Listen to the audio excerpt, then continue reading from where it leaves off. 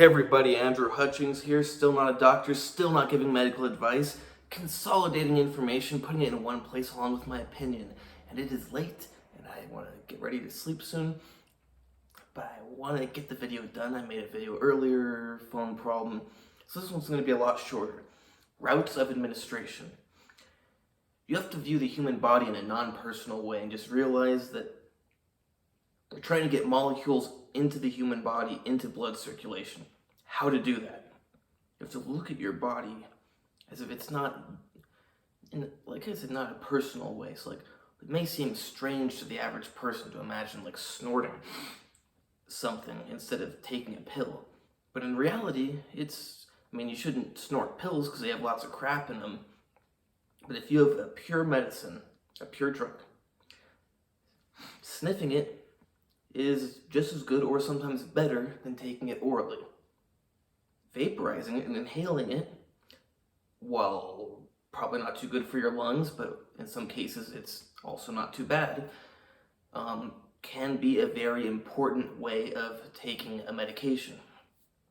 Why? How could it possibly be important to smoke or vaporize something? You get it in you faster, direct contact with the lungs. So say someone has an asthma attack.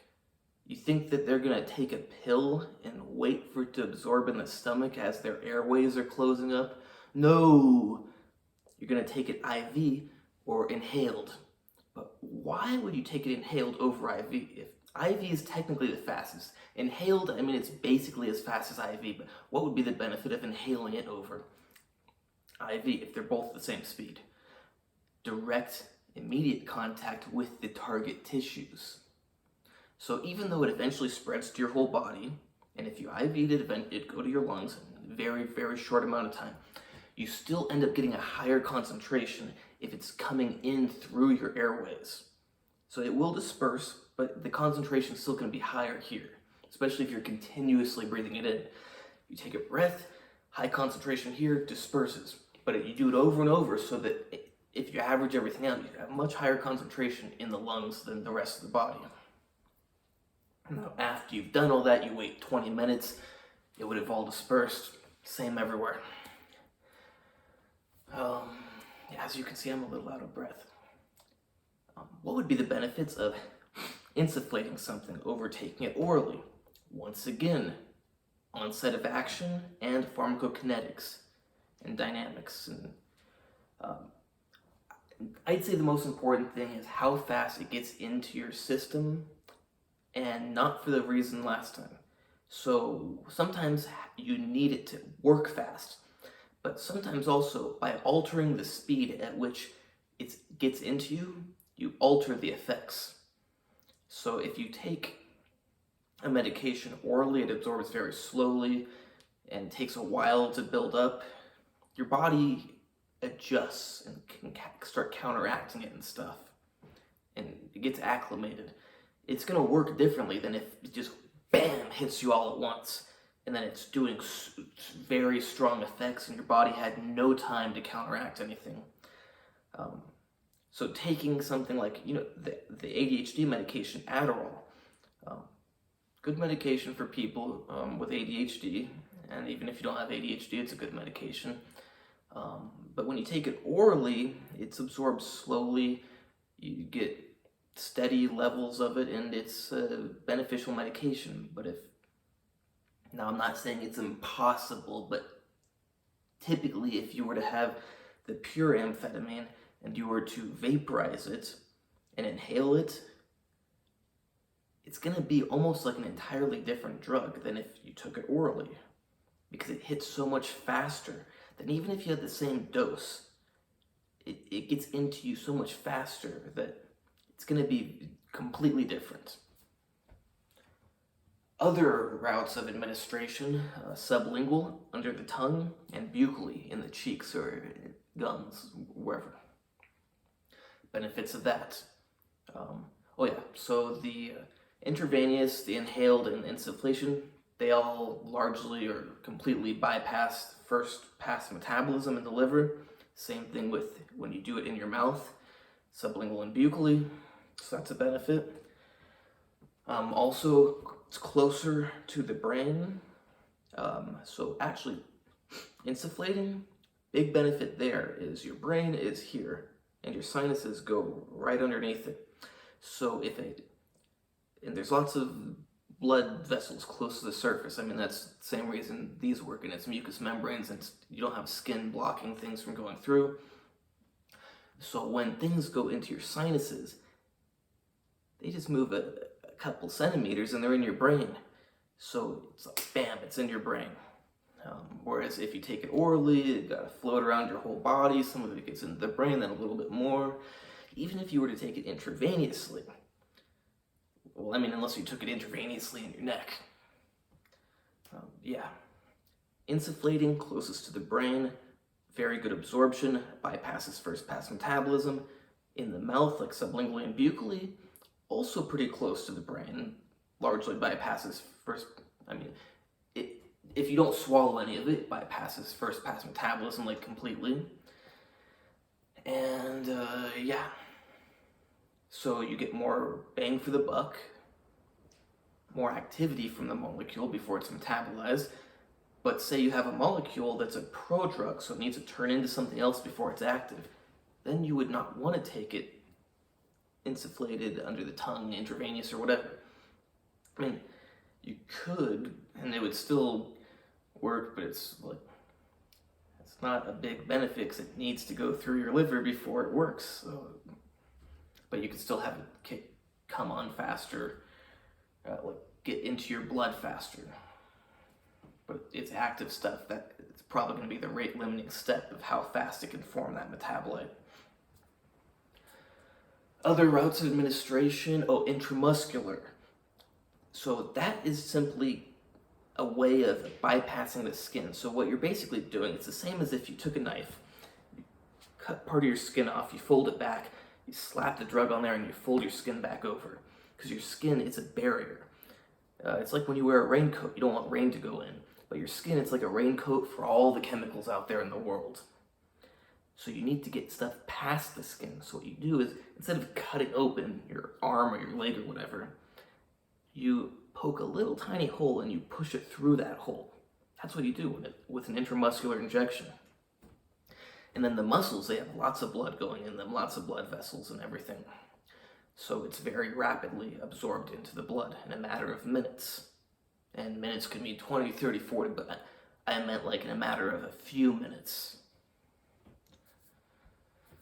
Then you have a very unpopular method of administration, route of administration, rectally. Once again, lots of blood vessels close to the surface of the tissues, and unlike your skin, things can easily pass through those membranes.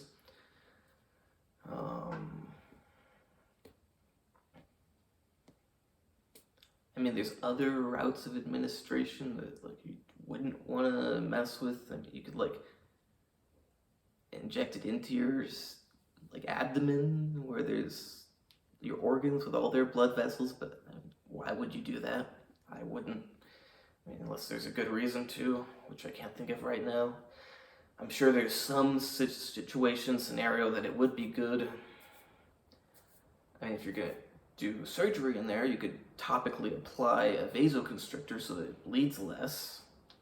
But for taking things you're going to take every day, you don't want to be injecting stuff into your abdomen.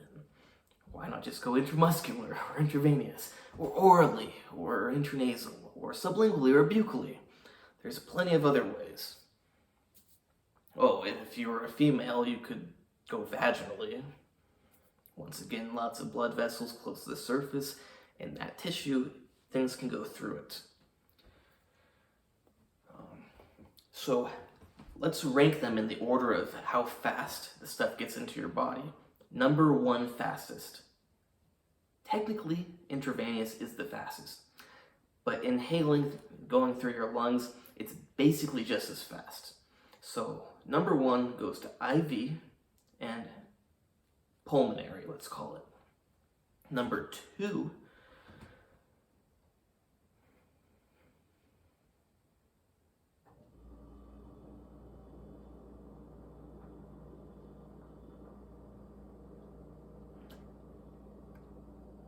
in a perfect world, say you had a solution, so there's going to be very large surface area for it to contact, and you got it perfectly into the sinuses, because if you're going to say someone snorts a powder, their nose may have gunk in it, maybe it doesn't even get to the sinuses, or maybe they sniff too hard and it goes through the sinuses.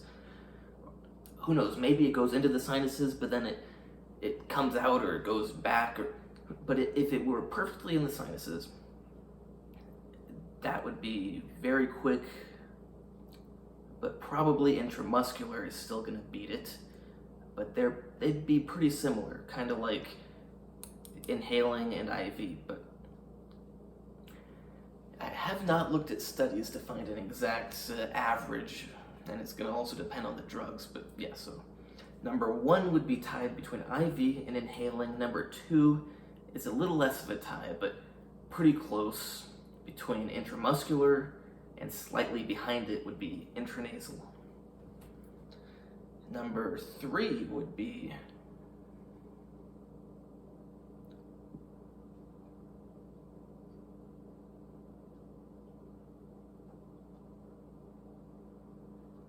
buccally and sublingually, and probably a little bit after it, rectally. And is there anything we're missing? No. We're not going to do the weird ones. And yeah, like I was explaining with the intranasal, and this comes into play with everything, there's always going to be... Yeah, it just started raining a lot. There's always going to be little factors that come into play in real life, because there's always things that affect things in real life.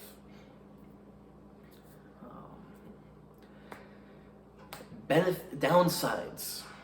So drugs, the molecules, often are very irritating to tissues, or even damaging, like caustic. So you gotta think, where do I care about getting damaged the least? Do I care about getting lung damage or stomach damage more? I'd pick stomach damage, but who knows what you'd pick? Do I care about sinus damage or mouth damage more? And then what you also got to consider is, if I get stomach damage, my stomach can heal itself pretty well. But if I get lung damage, they can't heal very well. Clear choice. Sinuses, they can heal pretty good. You could do some non-healable damage, but they're going to heal a lot better than your lungs. So yeah, you got to think about stuff like that. And certain medications, drugs, molecules, they're just all molecules, will possibly work a little bit better in different areas. There's always little factors that come into play.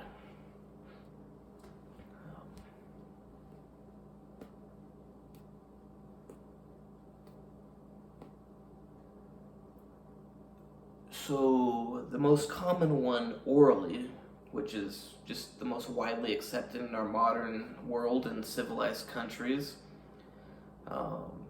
it's just very benign seeming.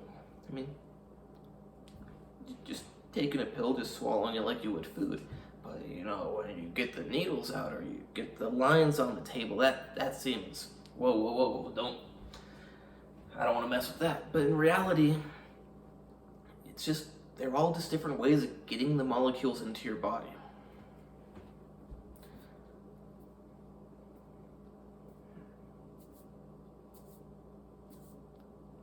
Oh, another reason these can matter is some things are not orally bioavailable. So if you were to eat them, they get destroyed. Maybe they get destroyed in your stomach, maybe they get metabolized, who knows. So some things you would need to insufflate or inhale or whatever, or IV or IM. Some things, perhaps the amount of heat to get it to vaporize is very close to the heat to destroy the molecules, so you couldn't do that. Some things who knows, but so there's always reasons to consider all the different routes of administration. I hope you like this video. Please like and subscribe and comment. Check out my other videos. Check out my Instagram, natural_true_fitness. And know that you can hire me for training advice. So look, you can see my arms through my shirt. You can hire me for diet advice, supplement advice, explanation of supplement ingredients. You can't hire me for medical advice, but you can hire me to consolidate medical information, put it in one place, along with my opinion, my non-doctorly opinion. And you can buy my book on tendonitis when I'm done with the cover and have it for sale on my website, andrewhutchings.org. And once I'm done with that and have enough time, I will hopefully get a blood pressure medication or supplement on the market too. That way, if you don't know for your grandmother or your dad or whoever, what the best medications are, because there's so many out there, you just go, hey, I'll just trust Andrew, whatever ones he thinks are good. And then they're all just in the one pill in the bottle, or the 2 pills, or whatever.